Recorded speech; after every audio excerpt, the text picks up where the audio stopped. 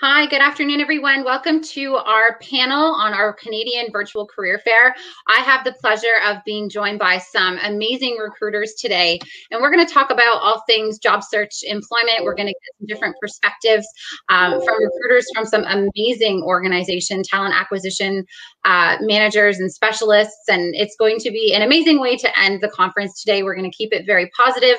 I know a lot of people have been very affected by the pandemic, including, some of our panelists, including our organization. So everybody's kind of in the same boat. And we want to leave you today with some positive things that you can take away and start really implementing in your job search. So again, I have the pleasure of being here with some amazing talent acquisition specialists and recruiters today.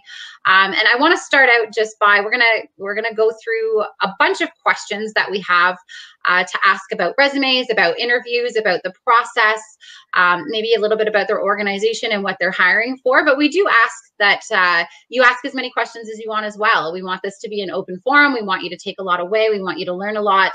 So if you have any questions, you'll see on the top right-hand side, there is a stage chat. So that's the chat we're going to be using for today. So if you do have any questions at all, please feel free to put them in. If it's directed towards a certain recruiter, their names are on the screen. So just make sure you mention them, and I can ensure that that question is directed to the appropriate person on the panel today. So again, thank you guys for being here. Really excited. This is going to go by very quickly, so I want to get right into it. So I'm going to start by having all of our panelists today introduce themselves, talk a little bit about their organization, their background, how long they've been in recruiting. You guys can kind of decide what you want to share, and maybe if they have some, just general advice, and then we'll jump into our questions. So I'm going to start with Nadica because she's on the top left of my screen. So welcome and thanks for being here. Thank you. Thank you for having me. I'm Nadica. I am based out of Toronto, and I'm a recruiter for Hootsuite. For those of you who don't know us, we are in the social media marketing space, Canadian-based company, which I love, but we do have a global presence. So I've been in recruitment for about 4 years now, 2.5 at Hootsuite, and then previously a year at a B2B sales recruitment agency. So kind of started on my career just recruiting for sales, but since then I've definitely branched out into marketing, customer success, professional services, and then even helping out some of the team on the tech side. Amazing. Well, thank you so much for being here. I'm interested at your perspective because I know Hootsuite's a very tech-focused organization, and I didn't realize you were Canadian. We use you, and I had no idea that you were Canadian, so that makes it even better. So thank you very much for being here. And Patty, welcome. Patty has been involved in our events and job fairs and things like that, and I've known her for a very long time. So she gives some amazing advice and has worked for some amazing companies in the automotive industry. So I'll pass it over to you to give some people some information about yourself and your organization. Well, thank you so much. I'm, again, very humbled to be invited back. So I knew I must have done something right the last time. And as much as I regret not being able to do the person-to-person, I'm finally getting used to the virtual environment. Please give Alex my best. He's been a great help. I will. So I'm working with Dilawri Group of Companies for Team Ontario, which is Canada's largest automotive retail and service group. We are across Canada as well, but in Ontario, we've got 19 dealerships, and I have a whopping 36 or 37 roles to fill.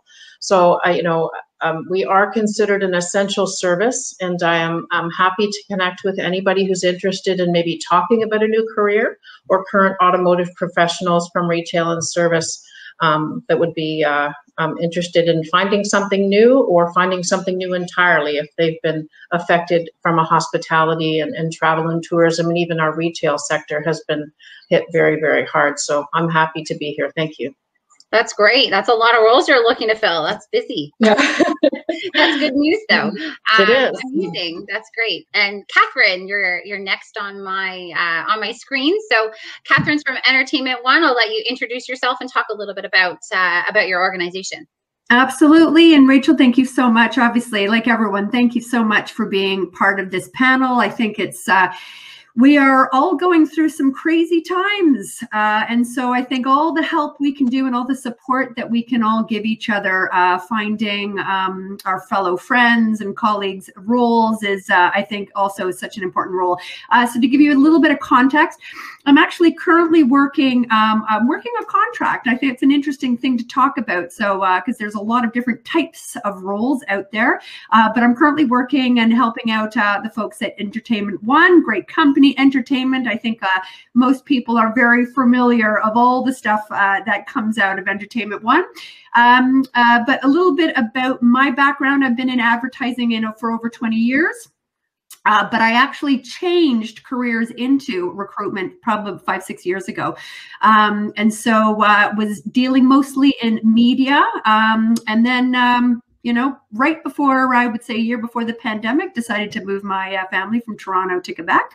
And so with COVID, it opened up a great opportunity to be able to provide some recruitment services remotely, which is another interesting thing. So I'm looking for a whole bunch of things, and I'm happy to chat with anybody who is looking, but the career portal on Entertainment One is always robust, and always encourage everyone to have a look.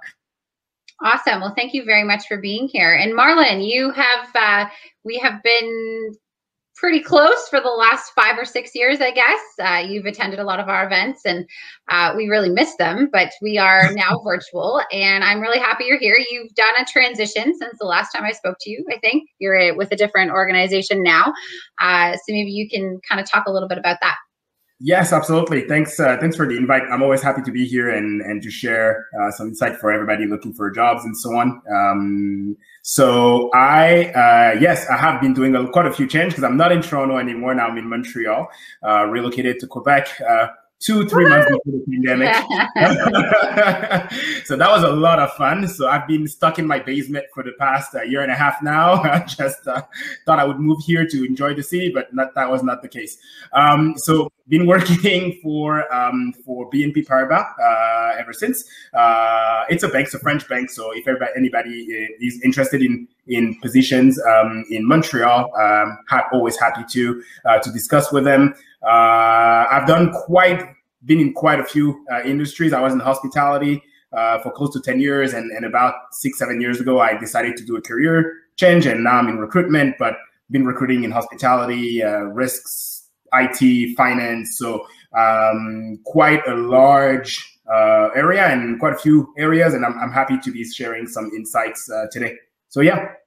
Perfect. Well, thanks so much for being here. So for those that have just joined us, this is an open forum. So if you have any questions, feel free to put them in the stage chat, and we will get to those questions as we go along. But I want to start out, I know, we have 20 minutes, and we're going to kind of do rapid fire, as many kind of tips and suggestions as we can for you to kind of take away and implement into your job search. I know it's been tough, but there are still jobs out there. There are still companies that are hiring. I think a lot of you or all of you are currently hiring. So, there are jobs out there. It's just a matter of where to find them and how to really put yourself out there and position yourself in a way that makes you really marketable towards recruiters and talent acquisition specialists like our panelists. So I'm going to start with Nadica. You are from a tech space. Everything right now is virtual. So we've got to really put ourselves out there in terms of how we're portraying ourselves on the most important piece of our branding material, which is our resume. So what do you look for on a resume, and what's really important to you? You probably get hundreds, and you're reviewing hundreds of resumes on a daily basis, especially working for one of the top tech brands, I would say, in Canada. So when resumes come across your desk, like what would be your top 3 suggestions for people to really ramp up their resume and get attention from a recruiter like yourself? Yeah, I would say keep it simple. Bullet points are great. We love to see keywords that you would find on the job that you're applying for. We only have so much time to scan through resumes, so kind of having those bullet points as well as key words allows us to pick up quickly and understand if someone would be a potential good fit for the job. Of course, then it's our job to actually get you on the phone and dive a little bit deeper and understand if all of the competencies needed are there. For sure. And how do you feel about an objective? Is that really important, someone having an objective statement? And what would your ideal objective statement look like? I think it's important if you're maybe looking to make a career switch or applying to roles that aren't necessarily something you've done in the past, just so I can understand like why us and why this role. Perfect. Yeah, I know I've seen a lot of recruiters have said, make sure you incorporate, why, make it very descriptive. We had a speaker, actually, her name was Portia. She did an amazing job at giving some examples of really descriptive, objective statements. That isn't just, I need a job in accounting. It's more than that, right? So, yeah, no, thanks so much. And Catherine, same question to you. What do you look for on a resume, and what stands out at you when someone applies or a resume comes across your desk? You know what's good? And I absolutely agree with everything that was just said as well. I think it's one of those things that we get a lot, we high volume. So how do we stand apart? What is it that's going to stand out? When I see resumes that are absolutely cram packed, my eye just kind of goes, what am I even looking at? And I hate to say, that is enough that it's not going to necessarily automatically kill a resume, but to your point, I like something that is clear. It's not one resume. It's not one size fits all. So it's one of those things that there's just, even if there's 2 or 3 words that are changed in every single application, to have a look at the job description, incorporate some of those words, because it tells me you're doing your research. And I like that about somebody. I like somebody who knows the company that they're applying to. They've looked at the job description. They're trying their hardest to make some parallels. That to me is going to stand out. When you don't do that, to me, I just sort of feel like, well, it was just submitted for, why not? And then to me, I'm just like, well, okay, let's look for somebody who's showing me some initiative, right? Absolutely. No, that's a great response to both of you. So thanks so much for that.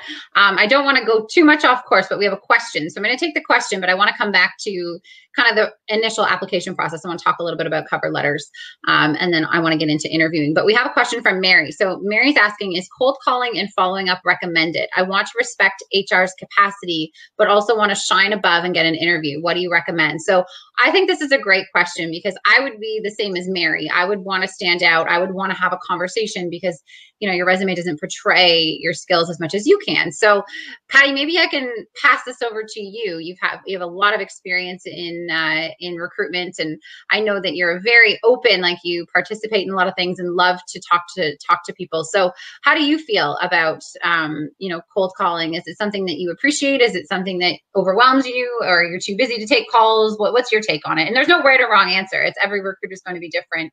When they answer this questions, just keep that in mind. But Patty, what's your kind of feedback on that? Yeah, thank you so much for asking. Hello, Mary. Thank you for writing in. I don't mind cold calling if you want to encompass the telephone, the text, and the email in there, because those are the 3 things that we can respond to. I have to be honest with you, I'm better on text and email than I am on the phone per se, because I spend a lot of time on the phone, and I may not get your call while I'm on another call. So do that research and connect with me on LinkedIn or the other recruiters. Check out our website, and if you can get a hold of my email, just do a search for it. I love to connect with people, even if they're making a cold call, text, or email, because I don't know about all the other recruiters, but we're always online. I probably gave us all away, right? So even in the evening, sometimes we may respond depending on how the day has gone. So I like it when people reach out and make a connection, because I love to see people building relationships. But what we do appreciate is graciousness and patience as well. If we don't necessarily get back to you same day, and when we apologize because we may not have, please be gracious, because graciousness and humility do go a long way. I hope that. Great. Yeah, that's a great point. And how about you, Marlin? How do you feel about cold calling or, people reaching out to you outside of someone applying online? Always happy to answer. It's part of what will help people in their career, right? So I'm always receiving, I think my inbox goes crazy on LinkedIn sometimes, and I can't get to everybody. And as Patty said, it takes a lot of patience because we can't respond to everybody. That's when pretty much the the applying on the jobs with the proper criteria comes in. Make sure that your resumes and so on are well crafted and so on. Unfortunately, we can't respond to everybody, but as much as I can, I like connecting with people when I have the time to, and I make sure that I get back to everybody. So yeah, cold calling is absolutely okay as long as it's on the right channel as the recruiter or the manager you're actually trying to get to. Some people are better on text, some people are better on the phone. I'm better on LinkedIn and on text messages because I can get to it whenever I have time, because we are always on the phone. So yeah. For sure. I think one important thing to note for candidates also is if you do not meet the requirements of the job, it's probably not best to reach out or do a phone call. If you're applying for something specific, you should make sure that you're a match for that particular role, right? If you're reaching out, because the last thing you want to do is waste a recruiter's time, or if you're not in the wheelhouse of having any sort of qualifications of what that is, you should make it clear that you're looking just to have a conversation or you're looking for a mentor or something. If it's outside of the realm of what the job is, I would say.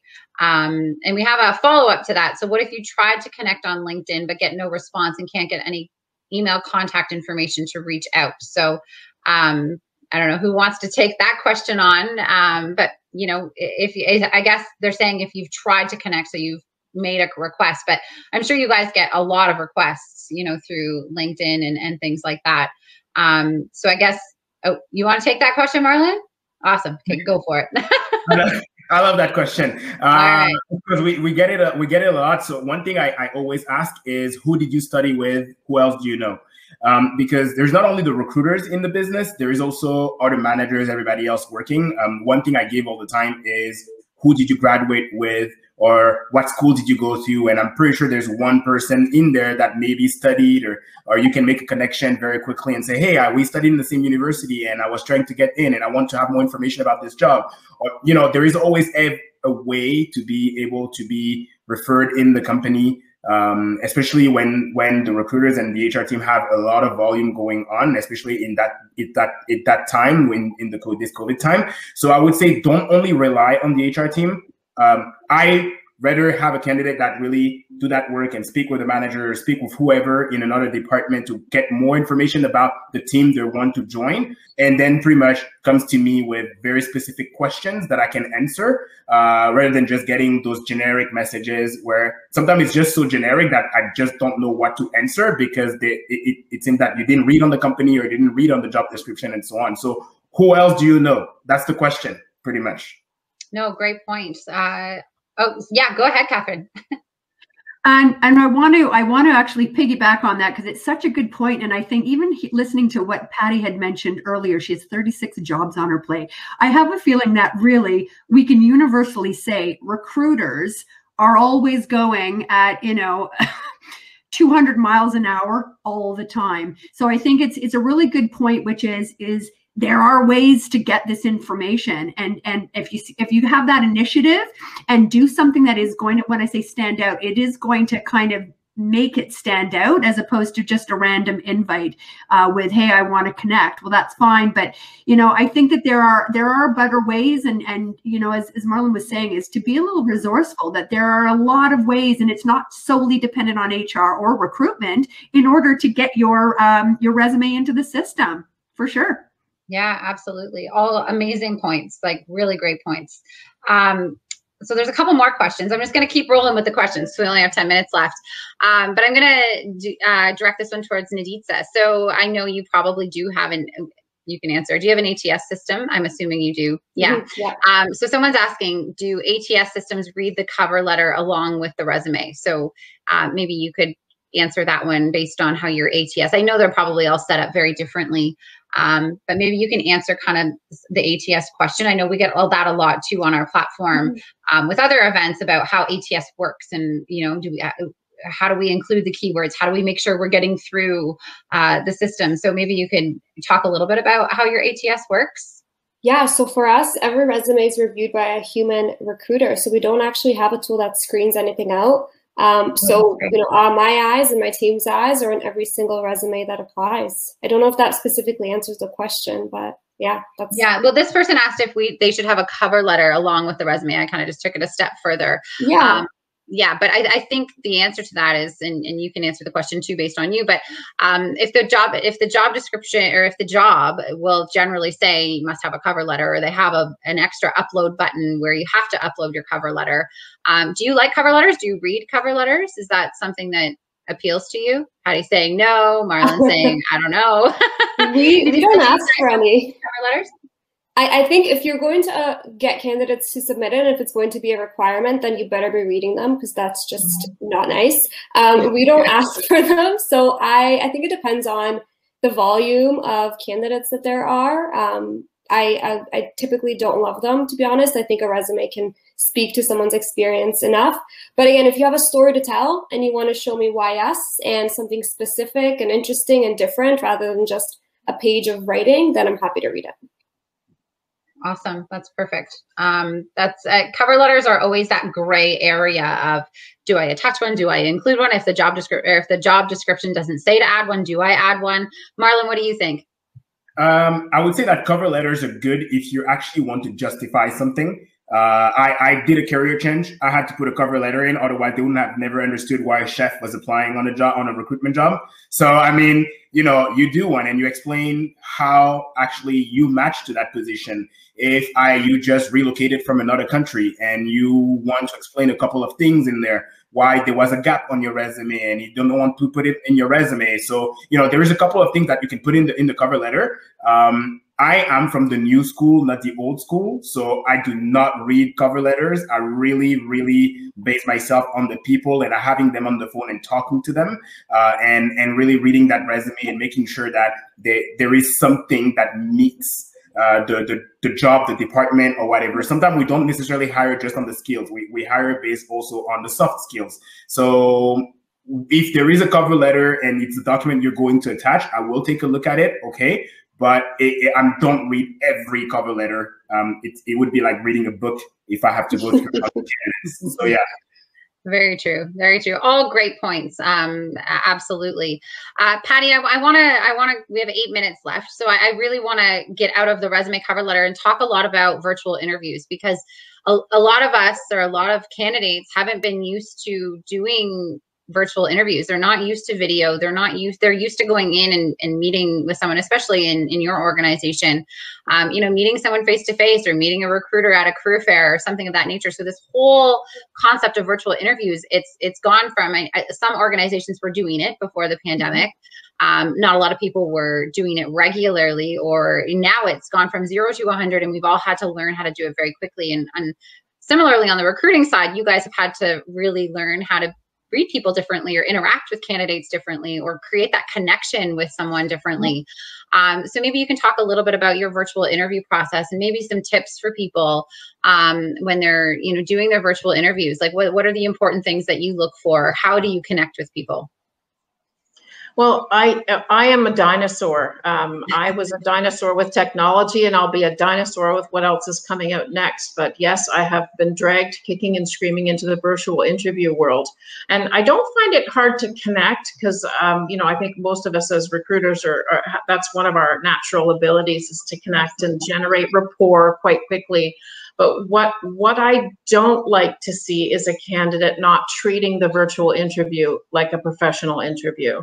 I've, make the effort. I've interviewed somebody who appeared wonderful on paper and then proceeded to interview in the bedroom, which I didn't mind, but again, make the effort. The bed wasn't made and there were towels in the back and it was very distracting. And I've also interviewed while somebody is walking along, like it was a booked interview a week out, and she answered the phone like this, and she was walking in a park talking to me. Oh, I'm just walking my dog. I said, well, I'll let you go. Let's reconnect, So again, I think we can all agree that we are less judgmental of resumes. And in general, we've all kind of had to hit the ground running and taken a stride. But when there's that opportunity for that face-to-face, especially in a virtual environment, it has to be treated if you're sitting right down in my office, 6 feet away from me, dressing, polish, no buns with hair sticking out. I've seen it all, sadly. So make that effort. And again, Rachel, we've talked about this in the past. It's those soft skills. Absolutely. that are really going to come across. And Catherine, what would be your top advice for virtual interviews? Well, I must admit, I absolutely love them. I think they are one of the greatest things to happen out of COVID, actually, because I think for a lot of time it was always space management of getting interviews in, and now really we've opened up. We can interview at any time. I think it is. As I said, it's accessible. As far as the internet, I know there are problems that sometimes could come up from a tech side of things. I had a very unfortunate incident where somebody, and quite senior, has had no problems ever connecting through links, and did for this specific one. And so that's a hard one to navigate because, it's so I would say, caution to everybody is, try out the links, right? Try out the links, not only when you get them, but even like half an hour or an hour before you actually have your interview, because this person had tried the link and it was fine, but something happened the day of. And my heart always breaks for people, because I know that hiring manager, that's a first impression, and the hiring manager was not interested. So I think it's one of those things that make sure your tech is set up well in advance on that day, that you're prepared. And I agree with everything that Patty said. Even though it's virtual, imagine that you are going into an office. You want to present yourself in the best way. You want to show up on time. You know what I mean? My thing is always an energy thing. When I have an interview with somebody, if somebody's like this, right? And I can barely hear them, and I'm not saying you have to be extroverted, because that is not the case. But when I'm talking to people and it doesn't look like they're very interested, or they're just like, yeah, okay, not elaborating on any questions, that just says to me you're not very interested. And so that's my impression. So I think it's just one of those. Imagine that you're there, go in, and and you really want to shine as best you can. Great points. Those are all great points. And my big advice is, and this is when I was starting to do these events, it was, you're not always comfortable doing it. So watching myself was the hardest thing I had to do, but I learned so much about my mannerisms and the way I was speaking, and my likes and my ums, and where I was looking on the screen and in the camera and making eye contact. So, record yourself if you can. Practice an interview with a friend, or there might be an app that there's probably some sort of practice interview app somewhere out there to practice questions, and then watch it back and really see how you're like you're saying, the way you're sitting or the way you're speaking or your eye contact. Very important, very important. So thanks so much for all of this. We have 2 minutes left.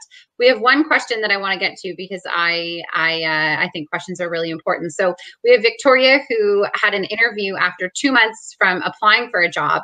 Her interview went really well, but 3 weeks had passed, and even with a follow-up to ask for the timeline for a response, they said they're still interviewing and have no timeline. Is this a red flag? So Nadica, do you think this is a red flag for Victoria?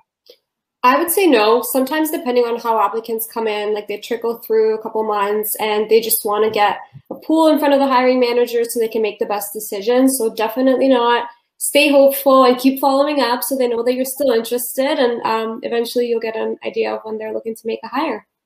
Perfect. That's a great way to end. Absolutely. I know some organizations do take a lot of time to make the decision, or something might happen within the timeline, and then it gets shifted a couple of weeks, and you can't follow up with everyone. So yeah, show your interest for sure, Victoria. And we have Mary saying, thank you so much, for your time. And I just want to end with, if we can go around the room really quickly and just talk about any jobs that you have available, and maybe stick your careers website in the chat, just so people can click on them and find your jobs. So we'll start with you, Nadica. Yeah, we have too many to name. I think there's over like 150 roles open globally, and mostly in North America. So I'm going to paste our link to our careers page. Depending on location, we encourage you to apply. And if there's any questions, I urge you to reach out to me on LinkedIn. Happy to answer. Awesome. Well, thank you so much for being here, and thanks for your time. Patty, I don't know, you have 37 roles, so you probably don't want to rhyme them off either. I think you put your email there, but if you want to put your careers, if you have a website, and maybe talk a little bit about a couple of the roles. Yeah, just specifically any roles that support the service and sales initiative in an individual dealership. So from sales to administration, accounting, technicians, service advisors, we have it all, everything on our website. And it's Dilawri.ca. I can type it in there again. It's right there, and all of our roles are posted. And I'd be very happy to connect with anyone today that reaches out. Awesome. Thank you so much, Patty, for your time. And Catherine. You know what? I must admit I'm in the same boat. We have a ton of roles, but I am part of a team and we all have separate roles. So I think the best thing, I mean, obviously I'm in entertainment, so a lot of the roles, whether it's finance or IT, are also going to definitely go into that sort of entertainment background. But I'm going to do the same thing. I'm going to share the career portal, and I encourage everybody to go and have a look. The application process is super simple. And like Nadica, we have a human eye that looks at every single person that applies. So good luck. Well, thank you. So I'm feeling very hopeful today about all of these jobs. This is making me feel very positive. And Marlin, we'll end with you. What, if you want to talk about specific roles, or if you have a careers page that you wanted to share with everyone. I will drop the careers page in the chat, and yes, we have probably over 130 roles open in our Montreal office. We hire mainly in Montreal, a couple roles in Toronto, but really rare. And we are hiring a lot in the cybersecurity space right now, a lot in the risk space. And if you have experience in finance or treasury, then I'm always happy to take your resume to the right person. So yeah, and we can chat. Ping me on LinkedIn. Well, I think this was great. We have a lot of people saying very informative, and thank you very much. So I think this was amazing. I think it's super positive. We all kind of have to stick together and help each other out as we get through, this pandemic that we're experiencing. But we were talking earlier, and like Catherine said, it's feeling better. It's feeling more positive. The fact that you guys are here and you're hiring, it's feeling much better than it was 3 months ago. That's for sure. So thank you guys for spending your time. I know it's hard to take 30 minutes out of your day. So we at TorontoJobs.ca really, really appreciate you guys taking the time out and being here. And I'm sure our attendees do as well. And thank you to all of our attendees for coming to the event today. We do have a lot of other events that we host. We try to get out in the community as much as we can and give as much information and share and help people find careers through all of this. So that's what kind of been our goal for the last year. So I'll put a link in the chat just for links to register for our other upcoming events. And then we obviously are TorontoJobs.ca, so we have job postings on our website. We do have job postings. We have the ability to get jobs to your inbox and all these different features. So if you go to TorontoJobs.ca, all the information is there. So thanks again, guys, for being here. Sorry we went a few minutes over time, but really appreciate your time, and all of your brands are extraordinary. And it was such an honor to be on the panel with you guys today. So thank you. Thank you very much. Have a great afternoon. Thank you. Everyone stay safe on and off the roads. For sure. Bye. Bye.